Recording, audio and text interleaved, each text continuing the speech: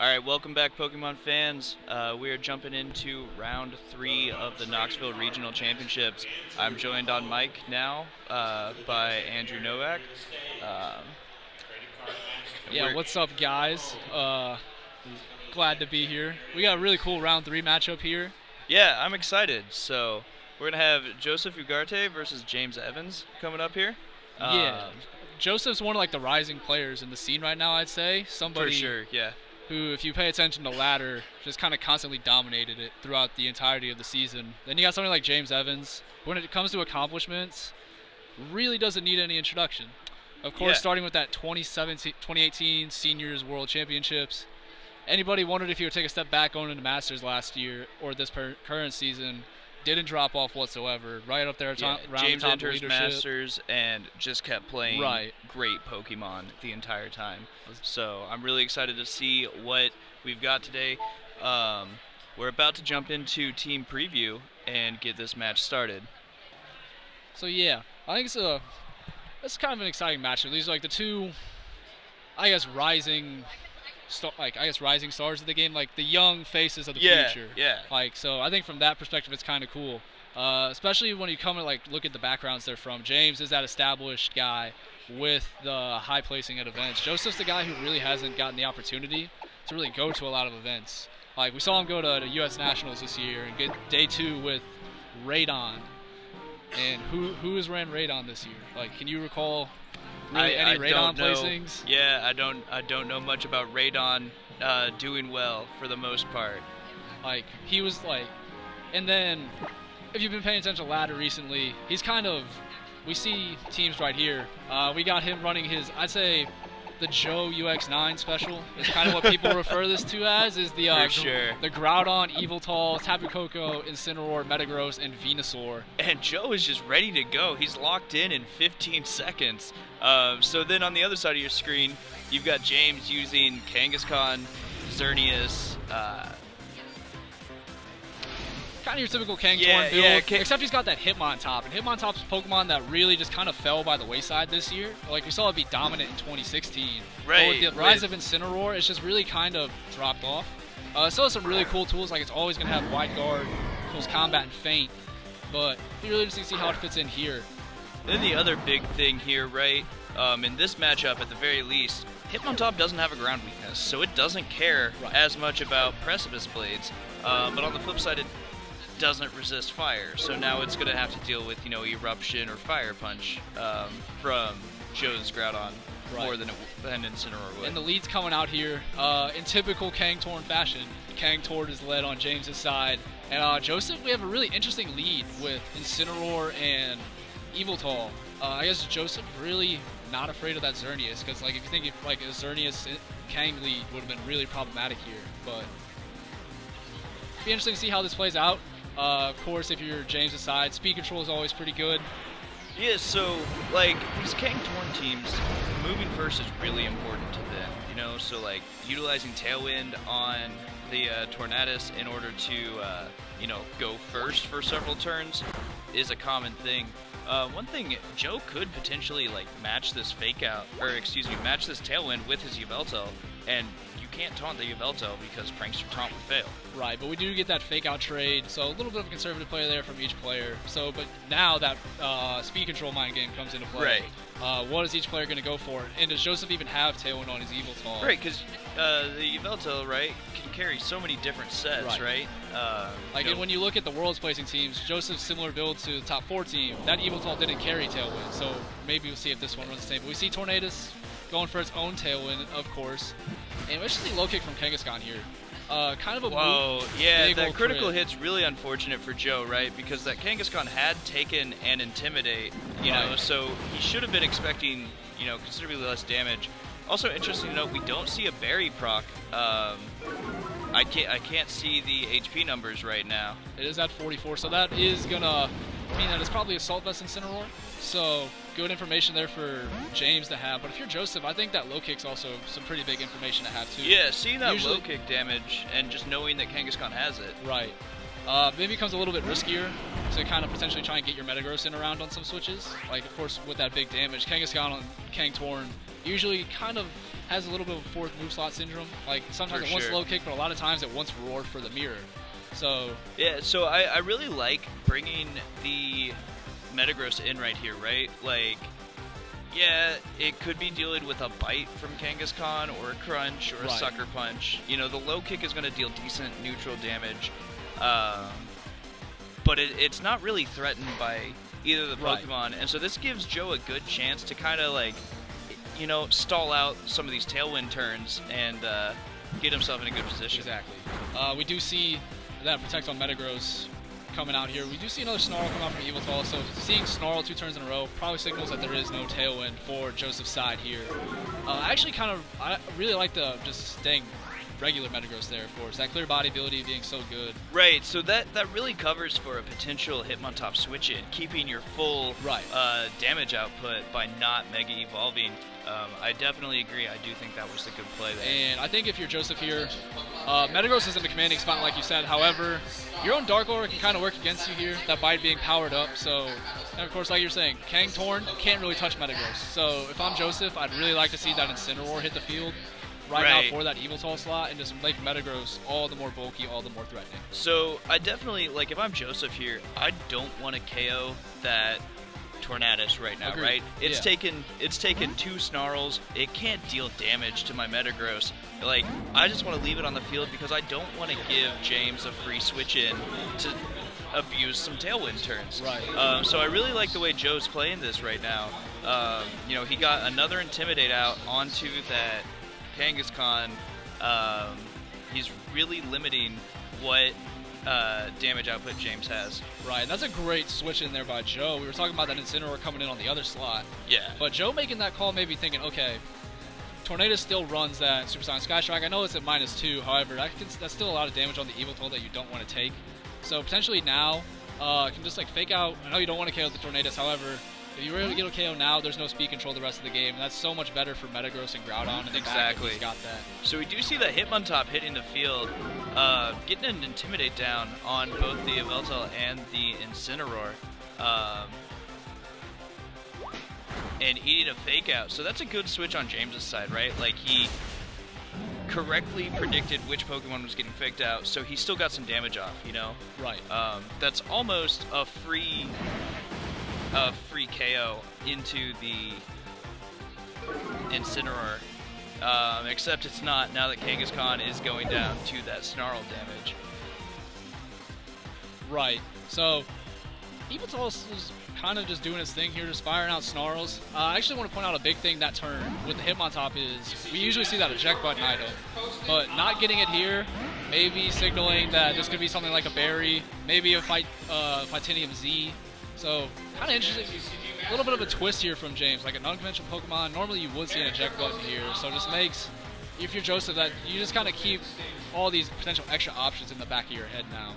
And Tornadus coming out back here is in a great position to reset that speed control. Right, for like because a Tailwind Groudon. just expired, and Right. so now, you know, James is like, alright, one Tailwind's gone, I've got time to put another one up. So we do see Metagross going ahead and Mega Evolving here, as the Fake Out goes into the Mega Metagross, and Tailwind does come up from the Tornadus. Right, I think it's a safe play. That Metagross could potentially carry Bullet Punch. So, making sure that don't want to potentially say this is a slower Tornadus on James' side. Right, It's if a it's a fast slower, Metagross. bulkier one, then that Bullet Punch yeah. could potentially KO Right, so before just a the very Tailwind safe comes play up. for James. Now that speed control's back, and however, kind of the issue here is you have 2 Pokemon that if they are both Z Crystals, they both really rely on their damage output from that Z Crystal.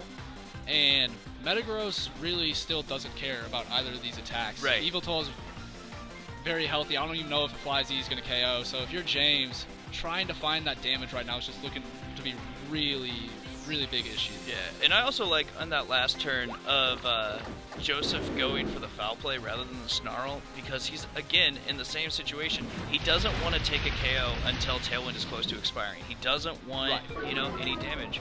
Because that is the big thing with Kang Torn teams, right? Like, they want you to KO something so they can get Groudon Exactly. in, or they can get Xerneas in.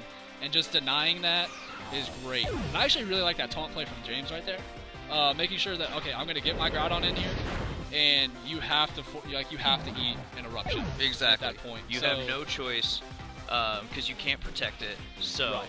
So realizing that, okay, I'm not going to be able to get as much use out of my Tailwind as I would want. Like, he's only going to get one turn because you're going to assume there's going to be a Protect or potentially a Switch. And so now, while he might have the limited turns, his damage isn't being held back. Exactly.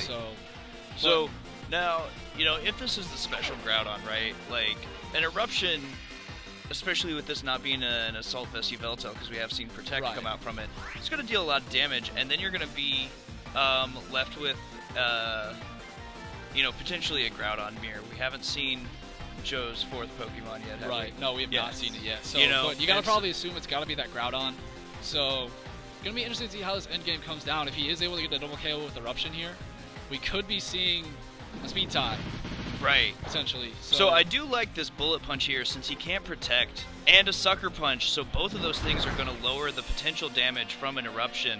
Not by a lot, though. However, it's still a Groudon. Exactly. Not taking a whole lot. However, that chip damage Yveltal is just surviving enough that to let is that actually Eevee pretty Ball survive. huge, That's know? really big. Because now we talked about how he's got that limited Tailwind turns left. He's just going to be able to stall it out here with some Protects. And the importance of it being back up to that healthy is, and it's going to be the fastest thing on the field. We talked about potential Groudon speed tie. Yveltal just kind of removes that option, right? Because you've seen the Snarl, so if it is Earth Power Groudon, you see Eruption, you probably got to assume Earth Power. Right, so, you know, Joe's in a situation here. We've seen Protect on his Yveltal. I imagine his Groudon is carrying it as well. You know, now he's just in a good position to, you know, stall out the remaining turn of Tailwind. And click Snarl, and you know he's in a good position, but that's not to say there's not counterplay for James, right? You know, we actually do just see Earth Power come out, so Joseph just feeling like the game, he's probably won the game anyway. Actually lives at Earth Power. Yeah, so surviving that Earth Power is kind of sealing the deal there, right? As the Snarl deals a ton of damage, actually. Groudon's physical bulk being considerably higher than his special bulk, and so Joe takes game 1. Yeah, that's a pretty dominating win there, I'd say, for Joe. And the way he played it, it's like it wasn't like it was this high octane sort of offense thing. It was more so, all right, I'm like he led Incineroar Yveltal. I'm just like content a few turns, like clicking U-turn, clicking Snarl, switching out to his Metagross, protected again, getting Incineroar back in, repeat, like rinse and repeat. And it wasn't until later in the game where he finally started picking up KOs and bulk. And that was just because he was able to get that chip damage around on the team, stall around the Tailwind, like you were saying, to prevent James from being able to fully use that Groudon. So, you know, like, Joe did a great job of, you know, keeping his Pokemon healthy, mitigating the amount of damage James was able to put out, and not giving James what he wanted. He didn't take any KOs until it was advantageous to him to do so. Which, you know, it sounds counterintuitive, right? Like, when is it not advantageous to knock out a Pokemon? But, you know, Joe saw the threat of, oh, Tailwind's active. If I KO something, Groudon comes in without taking any damage. Now I'm in trouble. So by not doing that, not giving James those switches that he was trying, you know, he was kind of trying to bait out, you know, just put Joe in a really good position to clean up the game. Right. So I think if you're James here, you really got to be looking, like, take a step back and just kind of look at the big picture here. It's like, all right, my game plan was a few steps from working. However, Joe was just reluctant to let you play the way that he wanted. He's like, of course, like you want to get that out of the Groudon or the Xerneas out of the field so badly, but Joseph just denying that perfectly. So I'm just kind of wondering if James might switch things up here and say, okay, I'm tired of waiting around. Yeah, maybe like, we see something. We might see something something like a Xerneas come out here, just kind of force the issue, and actually make Joseph respond to James rather than just like playing sit around, passively, playing just passively. killing turns. So should be some interesting adjustments here. Hopefully another great game like that. Really fun game 1. Hopefully we get the same for game 2. And leads here, we get Evildawn coming out from Joe, actually. Yeah, so Joe is not messing around. He's like, all right, we're going to go high offense right from the start. And it's kind of a flip of the script here. Like, Joseph's the one playing this passive board position game now, and then James comes out and leads Hitmontop and Amoonguss. Right. So where's the damage coming from James right now? Right. So very interesting lead there. Don't think I ever would have expected that to come out here, but really, I guess, interesting spot. Amoonguss probably going to be able to put whatever it wants to sleep, barring a couple protects. So right, you know, because Hitmontop's got that fake out pressure. You know, Amoonguss, even if this Yveltal shows Oblivion Wing, Amoonguss will take one. Right. So this is almost a free spore. And then also, even if you double protect to stall the fake out turn, like, now you got to deal with, all right, is it wide guard, Hitmontop? I mean, right. it's wide guard, yeah. but is he going to click wide guard here? Is he going to rage powder instead and try and get damage? Or if you protect, or there's always the mind game here, like, does he just go for, like, feint spore? Exactly. Like, a lot of things that he could have done. We see Joseph deciding Incineroar really not needed. Like, just figuring, okay, something's getting put to sleep. Incineroar, you make the most sense. Like, it's just a pivot mon anyway, so if it's really asleep or not. Yeah, you can still switch it in and get an Intimidate. Right. So. But that fake out on a Groudon, probably not a huge deal. Right, so it did prevent the Groudon from being able to KO the Amoonguss here. Right, but if you're James, you go for that, and it really hasn't stopped. Like, it hasn't like pushed your board. You're just like sitting around, just like, okay, now what? But we do see wide guard come out. Yeah, so we do see the wide guard come out. So it's not just a free eruption here. And I like seeing Joe go for that protect, just to stall a turn, try and get that Incineroar wake up. I think it's just important to make sure it's there, right? Like we said, it's normal for Hitmontop to have that. However, when you don't see eject button turn one, like you're saying, maybe there's something up with maybe that. There's. And now that you see this, like, you have a free Earth Power Flare Blitz into the Amoonguss if you want to, if Incineroar is able to wake up. So we do see that. So playing around the wide guard here, Earth Power. So we see the Earth Power. Deals a good chunk of damage. Will we see this Incineroar wake up this turn? So it takes that close combat comfortably thanks to the Intimidate that it dropped on the Incineroar. And we do not get the one-turn wake up for Incineroar. So this Groudon on Joseph's side is going to be taking a little nap. Yeah, so both Pokemon on Joe's side of the field are asleep right now. Yeah. Which is not a good look, right? Like, this is a dangerous spot to be in. His one saving grace is James just doesn't have a whole lot of offensive presence right now. So, like, James is going to have to kill some turns getting in a position to deal damage. Exactly. And that's going to give Joe a chance to kind of... Yeah, however, while you do have that sleep, there is always potential where, like, you want to start switching around. You're still at the luxury of the RNG of the game to try and to make all that happen, right? Because if he wakes up, we actually a huge critical hit on that big critical hit there. Yeah, that's super unfortunate for Joe. Because I imagine a Flare Blitz was aimed at that slot. Flare Blitz in Sun is nothing to sneeze at. We're probably seeing a ton of damage down on this Tornadus, right? However, that's not gone. And what I was about to say is, if you get that Flare Blitz and you KO or have to recoil, this Metagross comes in, you just bullet punch. Yeah. The Kangaskhan, so this Tornadus. However, now because you got that crit, Tornadus is free to go for like a fly EMZ into this Groudon and do a whole lot of damage. But we see this Hitmontop switch out for that Amoonguss. Yeah, so we see it. So preserving that Intimidate for later, probably a smart idea. Knowing that this Metagross Metagross is going to be physical. You're starting to limit, so like if you can, especially if James can take a KO and prevent the Metagross from switching out, and just stack Intimidates, that can be really useful. Also keeps like the feint eruption play later on. So if he is able to get up Tailwind here and get his Groudon out with Hitmontop, we can see him actually capitalize on the offense there. We see the Iron Head into Tornadus and the Earth Power into Amoonguss. So Joseph really kind of playing in fear of that wide guard there. Yeah, he does not want to fire off an attack into wide guard and deal nothing. So he'd rather take the good, safe damage than do nothing. Right, and we see Amoonguss go for Rage Powder here. Drawing that bullet punch away from that Tornadus, which would have KO'd. Amoonguss taking that pretty comfortably, and we do see the Flying EMZ coming out. So this is going to deal a decent chunk of damage, likely into the Groudon. But I mean, we did see Groudon survive the Earth Power from the opposing Groudon, so I can't imagine this is going to. I would have to assume that this is going to KO.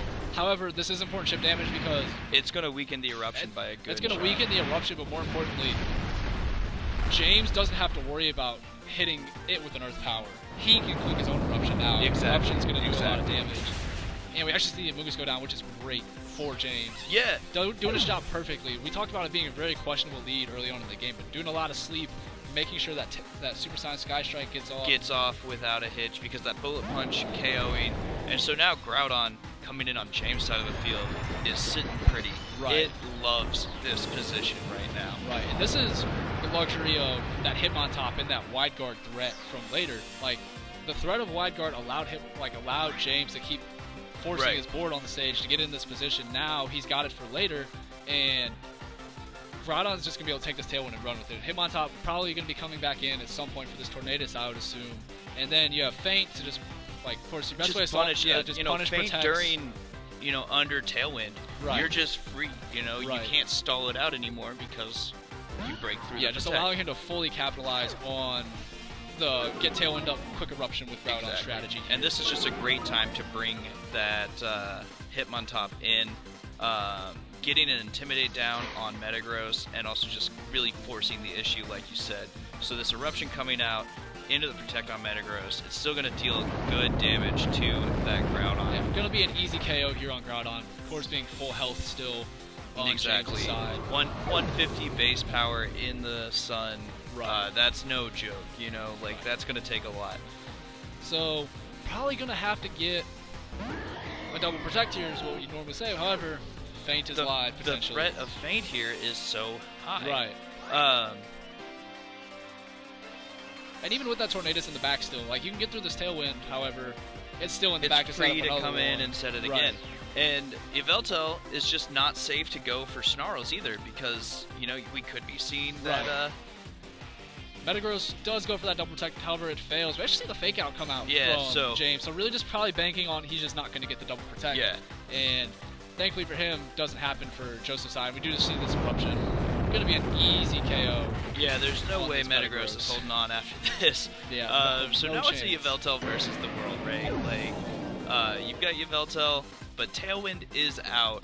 The problem is, it's not going to be able to freely snarl this Groudon. So what do you do instead? Do you foul play to chip away? You're probably gonna have to go for foul play. However, while you're foul playing that, Hitmontop, we saw it wasn't doing a lot of damage earlier. You can't just ignore it. Like, the close combat's gonna be doing a good chunk of damage. Plus, you're still having to take eruption from the Groudon. So really, while Yveltal in theory has the tools to deal with it, just doesn't have the damage out spread around in game one. It cannot. It can't deal enough damage. So we do see the eruption and the close combat. Goes ahead and procs the berry on Yveltal. So, James is going to have to take a couple more turns to get these KOs, but... Right, really just kind of running out of time. Exactly. And we see Joseph gonna go ahead and lock in the forfeit there. And very surprising with how that game played out. It's another game where we see the passive early game style just kind of come in and win. Getting yourself into a position to deal a lot of damage. Dealing a lot of damage right away isn't what, it's not how either of these players have won the game that they've won so far. Right. It's putting themselves in the position to deal a lot of damage later rather than doing a chunk now. Yeah, words are hard, but I think you're picking up what I'm putting down. Yeah, that's just an impressive win. Like, that's all I got to say about that from James is we saw a horrible lead come out. Hitmontop Amoonguss in the face of Groudon. Exactly. Like, where's the threat? What are you doing I would have thought the game would have been over from turn 2, honestly.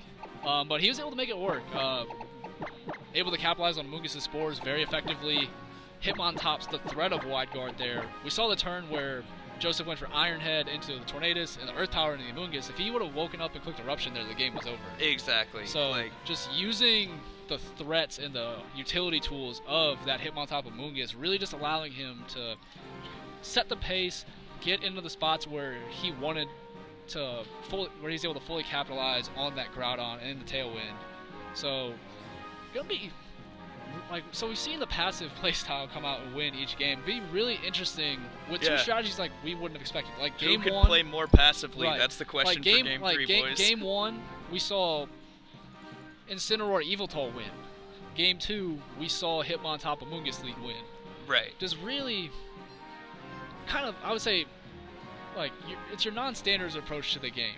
Right, I see this and I'm thinking oh, Kangzern, I've seen that a million times in 2016. Right. Give me that lead. Or, Topzern even. Right. Give me that brainless fake out Geomancy. And that thought process is why I'm talking here and not playing Pokemon today, for those of you wondering. Yeah, so I guess I'm really excited to see these leads, Yeah, honestly. like- with how the first 2 games have played out, I just don't know what these guys are going to lead. Game 3 is just always hype, right? 'Cause Yeah. both players have figured out, a lot of how their opponents are trying to play, and now they're like, let's execute. Yeah, but we see James going back to his Game 2 lead. However, Joseph, we talked about the passiveness. Venudon is not passive whatsoever. Right, this is like hyper offense, all damage, all day, like, what can we do? Yeah. So an important thing here is that, at the very least, Venusaur cannot be put to sleep by Spore. Right. Um, And another important thing for Joseph is we saw the threat of that wide guard be such a big play in Game 2. Venusaur, ignoring that Amoonguss, just going to put the Hitmontop to sleep. put the Hitmontop And to sleep, and now suddenly- you don't have to worry about it. Right. You can click Eruption Yeah, freely. and suddenly the eruption switch-ins don't exist. Yeah. So this However, has got to be... This is still a scary source for Joseph. Like, you want to protect in the face of the fake out and Spore play. However, But there's always the threat of there's feint. still the feint You play. can't just go for it. So we do and we see... do see that. We see the Oh, fake out the- into Venusaur, which I think is a fine play. And the Eruption coming out, so fake out into Venusaur and a free Eruption here. Is that a sash? Yeah, we do It see the is, Focus so Sash on the Focus Sash Amoonguss. on the Amoonguss. That is going to allow it to, stick around and most likely get the Spore off. As Hitmontop actually eats its berry, so that's why we didn't see the eject button Right. earlier. So cool little tool there for the Hitmontop, giving us some extra longevity, kind of like Incineroar.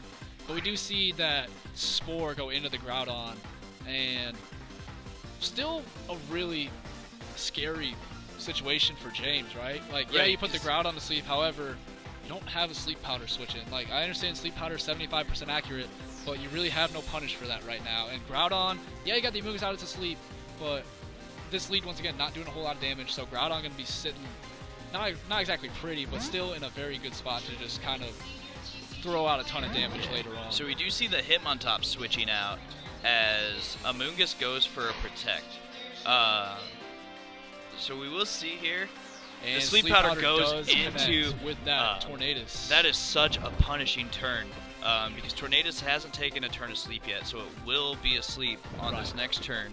If Groudon wakes up, there's no reason it doesn't click Eruption right here. Exactly. And like, if you're Joseph, if you're Joseph, like, yeah, Sleep Powder's not effective on Amoonguss. You click it anyways to punish a Oh, switch. yeah, I'm like, definitely going for Sleep Powder into this Amoonguss slot. yeah, so we Because do what's- see the Amoonguss switching out. Like, because what's the worst play? What's the worst case scenario? Yeah. Oh, the Amoonguss stays in. The you wake Amoonguss up with stays in and Groudon, hits you me click with the- Eruption. Yeah, Exactly. There's not a whole lot that James can do in this situation. So the Amoonguss does switch out in for the... switching in for the Hitmontop. Hitmontop, however, is going to take a Sludge Bomb. So no Sleep Powder there, but actually Sludge Bomb into the Tornadus. And we That do, did a lot. And so we do see the Groudon waking up, going for an Eruption. That's definitely going to pick up the KO on the Tornadus, and it picks up the KO on the Hitmontop as well. That is a great turn for Joseph. Right. Like, he is really in the driver's seat right now. You couldn't have asked for anything better there if you're Joe. And knowing there's an Amoonguss back, there's no Sash attack, so Yeah, there's exactly. no turn one thing where it's like, oh, I can Eruption, but can still put me to sleep. There's no wide guard threat right no now. wide guard. Groudon comes out as last. You saw that it lives Earth Power already. Exactly. So this is such a good position for Right. Joe. He hasn't even shown us his last 2 Pokemon, and he's already in a commanding position. and really still not a whole lot that if you're James, like if you're somehow able to break through this Venusaur Groudon duo, which I don't really see happening. Right, because Venusaur can still, slow down this Groudon by, Right. targeting it with Grass Move or Sleep Powder, so even if things start to go wrong, you're still in a good position. And so we do see James, seeing what he's up against and going for the that forfeit. Not a whole lot that he could have done there. Absolutely nothing All he right. could have done there. What an exciting Yeah. Game 3, and honestly, the whole set. Like, that was just some good Pokemon by both players. Right. Like we saw that board positions in game 1. The emphasis on controlling the board, making sure that you're in a position to get your strategy like fully For sure. effective. Joseph says, "Nah." In game 3, he's like, "It's time to kick this up to 100." He was like, let me show you what damage means. And, He basically, with that lead, said, "I dare you to lead Hitmontop Amoonguss again." That's And exactly what he did, and it paid off in right, spades. and we see that he's just able. He gets the lead call right, and there was just absolutely nothing that James could have done there. So a great adjustment from Joseph in game two, and a really just well played set in general. All right, don't go anywhere, guys. We're gonna grab Joseph for an interview, so we can hear exactly what he was thinking during that game.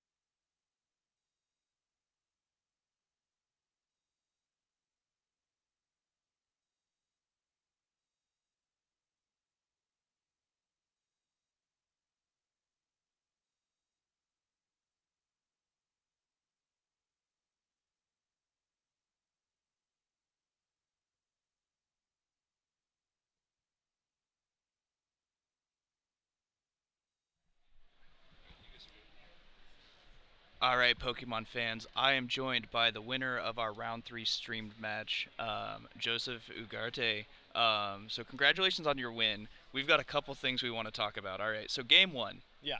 um, James leads Torn King. Yes. All right, you've seen that a million times. If you play on Showdown, you I was play on so ready ladder, for right? that So you're one. ready for that. All right, so you did a phenomenal job of stalling out those tailwind Yeah. turns and mitigating the damage. So, you know, let's talk about your game plan there and how you never gave James what he wanted. He obviously was trying to bait out a KO so he could bring in something while tailwind was still up, and you wouldn't give it to him. Yeah. The big thing with this team and something that why I've been practicing so much is the King Torn matchup is a little like interesting. You saw like how when I changed leads game 3, it was a sweep because of what he led. It's very like lead reliant. I don't want to give away too much of game plans just for later on. Obviously, you need to keep whatever Yeah. you want close to your chest.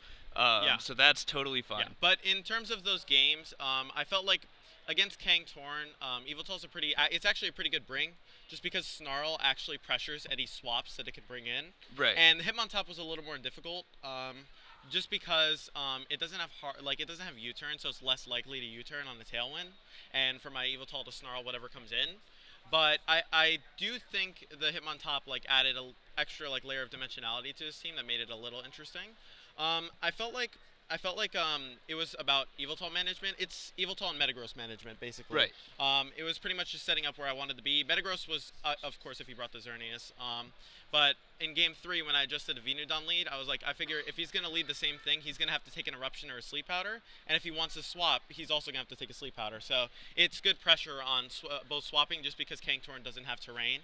And just because Eruption has pressure, like Right, like damage on swapping. you threaten so much damage right away from turn one, and even if even if James was trying to mitigate the damage he was taking, He was still you taking could damage. punish it. You could Yeah, punish him sleep with a or- sleep powder, or yeah. you could punish him. Eruption, even resisted hits. Eruption does a lot of damage. Yeah, it'll do a lot to Groudon.